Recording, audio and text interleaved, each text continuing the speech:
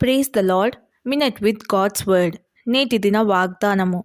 కీర్తనలు 103 యెహోవాయే దేవుడని తెలుసుకొనుడి. ఆయనే మనలను పుట్టించెను. మనము ఆయన వారము, మనము ఆయన ప్రజలము, ఆయన మేపు గొర్రెలము. ఆయన మన దేవుడు, మనం ఆయన ప్రజలం. ఆయన మన తండ్రి, మనం ఆయన పిల్లలం. ఆయన మన గొర్రెల కాపరి, మనం ఆయన మంద. నిశ్చయముగా మనం ఎంత ఆధిక్యత కలిగి ఉన్నాం. దేవుడు మనలను తన స్వంత ప్రజలుగా చేశాడు. మనం చీకటిలో నుండి ఆశ్చర్యకరమైన తన వెలుగులోనికి మిమ్మును పిలిచిన వాని గుణాతిశయములను ప్రచురము చేయు నిమిత్తము ఏర్పరచబడిన వంశమును, రాజులైన యాజక సమూహమును, పరిశుద్ధ జనమును, దేవుని సొత్తైన ప్రజలమై ఉన్నాం.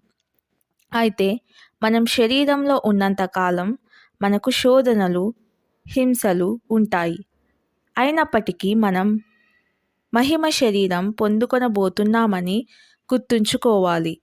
అదే జీవితంలో తేడా చూపిస్తుంది. ఆ ఆలోచన మన జీవితాన్ని యోగ్యమైన జీవనంగా మారుస్తుంది.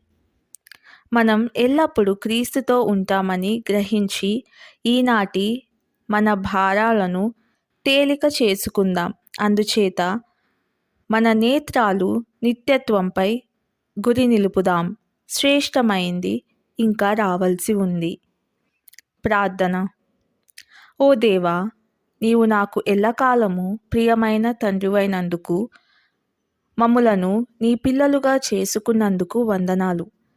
నిత్యత్వంలో సదాకాలము నీతో నివసించుటకు, ఇప్పుడు ఫలభరితమైన జీవితం జీవించుటకు సహాయము చేయండి.